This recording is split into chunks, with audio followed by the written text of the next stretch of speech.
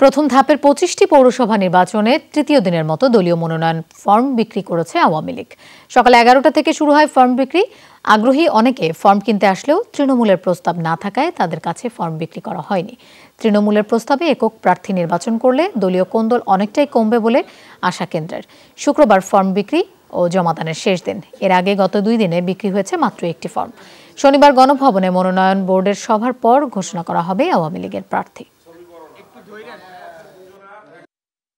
যে নৌকা যেই পাক যাকেই আমি নৌকা দিই তার পক্ষে কাজ করতে হবে। আমি সেই একেবারে নেত্রীর সেই যে নির্দেশনা তার প্রতি আস্থাশীল। যদি মনোনয়ন আমি পাই,